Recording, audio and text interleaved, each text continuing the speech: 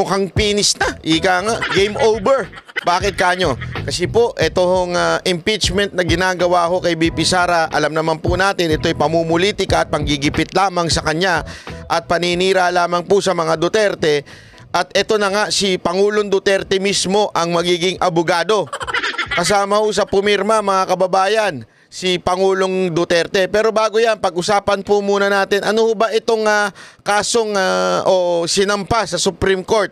Bakit pinatitigil? Ano ho ba ang dahilan ho niyan? Alamin po muna natin. O, ito. Balita, naghain ng petisyon ang kampo ni Vice President Sara Duterte sa Supreme Court para questionin ang proseso ng Kamara sa impeachment laban sa kanya. Para sa ibang detalye, makakausap ni Camille, ano ba itong pasihan ni VP Sara dyan sa paghahain niya ng petisyon?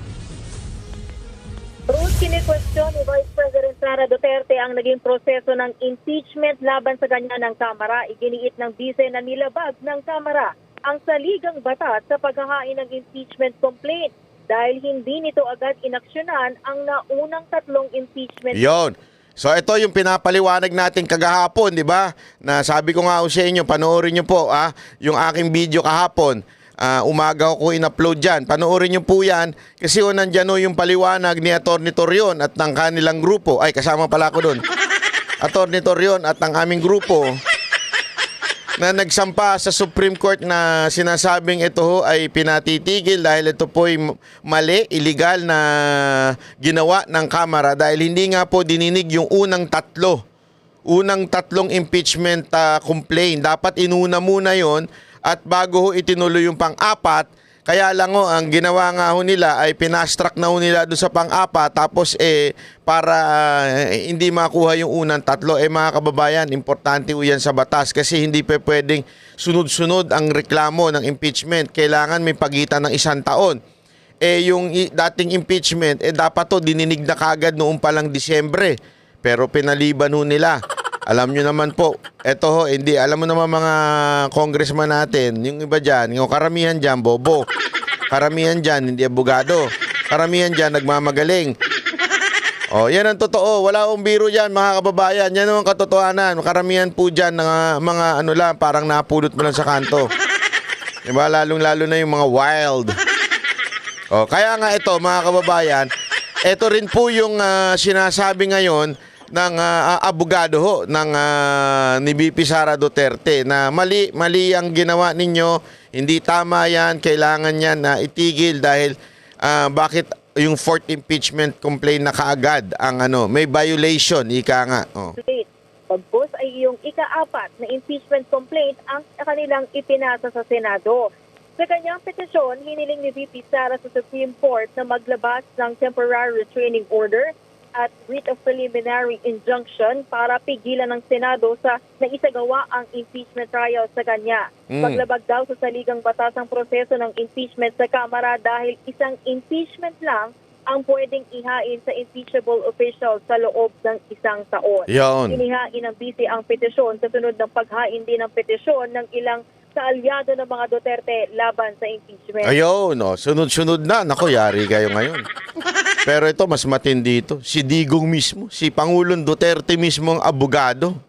Samantala, nanindigan naman si Senate President Chito Escudero na hindi magpo-convene ang Senado para... Ayan, kasi ang dami yung nagpipilit daw sa kanya. Ang dami yung nagpipilit daw sa kanya na i-convene na. Kasi, di ba, sinasabi nga niya, sa June na, yung sa 20th Congress na ang ating pag-usapan po yan. Hindi pwede yan ngayon kasi kailangan ng plenary. Kailangan po muna silang bago madire-diretso dun sa impeachment trial. Okay? Marami daw, sabi, di umano. Mamaya, sasagutin yung Chis Escudero yan. Marami daw. Tablado yung mga media dyan, na atat. Alam mo naman yung mga media, matindi palaman yan Alam mo naman yung mga media na yan. May may retainer siya mga yan May retainer siya sinusuot sa ngipin. Hindi, may mga retainer siya Hindi natin alam kung sino nagpupush niyan. Impeachment trial ni VP Sara habang nakareses pa ang Kongreso. Giit ni Escudero, hindi dapat madaliin ang impeachment proceedings dahil kailangan maging maingat sila sa paghawak ng kasong ito. Ayaw raw ni Escudero na magpadalos-dalos dahil baka ma-technical sila sa proseso at ma-question pa sa Korte Suprema. Ayun, mabuti pa ito si si Chis Escudero hindi pa hindi ako sold totally diyan kay Chis Escudero Pero kahit pa paano nag-iisip naman po. Sabi niya, wag natin madaliin kasi pag padalos-dalos, parang yung ginawa niyo sa Kamara. Di patong-patong kayo ngayon na kaso diyan o patong-patong kayo ngayon ng petition sa Supreme Court, di ba? Patong-patong kayo ngayon diyan. Kasi nga minadali niyo tinarantado niyo yung due process para mabilis ang takbuhin niyang impeachment na yan. So in-impeach nyo kagad si VP Sara Duterte even without going through the due process. So ano nangyayari? O di puro petition ngayon sa Supreme Court. Kayo ngayon, buti na lang itong senador na to, itong Senate President, sabi niya, easy lang. Chill, Brad, chill. Alam mo naman, may date pa kami ni Hart. Di ganun ba? Ikaw naman, masyadong intrigera ka Inggit ka lang, porket may heart siya. Hindi kasi, yan naman talagang dyan. Huwag nyo kami madaliin. Ayusin natin to, idaan natin sa tamang proseso, baka ma-technical kami. Kasi alam mo, tama siya Pwedeng ma-technical sila pag ipilit niya yung plenary ngayon. Break na Tapos na ipipilit nyo pa Mas masakit pag pinipilit mga kababayan. Kailangan huwag natin pilitin. Dahan-dahan lang sa simula. Sinasabi ko na sa inyo mga kababayan, wag ko tayong namimilit ng kapwa.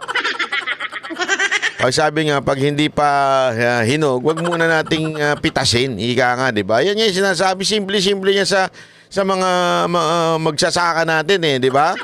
Tama po ba ako, Lenny Robredo? Magsasaka sa tubig. Hindi. Di ba? Wag mong pipitasin hanggang hindi pa hinog. Parang ganun din sa mga sa mga mangingisda Pag hindi pa malaki yung isda, wag mo munang kunin, wag mo munang hulihin. No, 'di ba? Antay mong maging hinog. Ito kasi minamadali. Hindi ko nga maintindihan ito mga kababayan Ito mga taro, mantakin mo December pa lang meron ng impeachment na complaint. 'Di ba? Tapos sabi sa batas, sabi sa rules, ika nga sa rules nila, kailangan maibigay kagad sa speaker. Mahina, 'di ba? Mahina siguro. So ang ginawa nila, nagpa-hearing muna sila, 'di ba? Yung mga EJK hearing, Quadcom hearing, at saka yung Chihuahua hearing, 'di ba? Nagpa-hearing muna sila. Inantay muna nila. Tapos, nung umabot na sa 4th, tsaka yun ang kanilang ginawang impeachment o ginawang basihan ng impeachment nila, yung pang-4. Paano mga kababayan yung una, pangalawa, pangatlo? Wala. Hindi yan ay hindi tamang proseso. Maling proseso yan. Hindi ko nga alam bakit. Wala ba mga abogado sa mga ito? O talagang atat obsessed lang sila kay VP Sara Duterte? Para mga walang abogado sa mga ito, no? Para silang mga atat na gusto nilang matanggal si VP Sara Duterte para maging Vice President yung peking Panginoon nila dyan. Pag naging Vice President yun, sigurado tiba-tiba na naman ang aming mga budget. Tapos baka alay mo may mangyaring hindi maganda at maging presidente yun. Di ba? Yung galawan nito mga congressman na ito, talagang mga mukha kayong pera. Mukha kayong pera talaga. Kung hindi naman dahil sa pera, hindi nyo gagawin to. Sigurado ako, hindi nyo gagawin ko to kung hindi dahil sa 150 million. Huwag tayo maglokohan.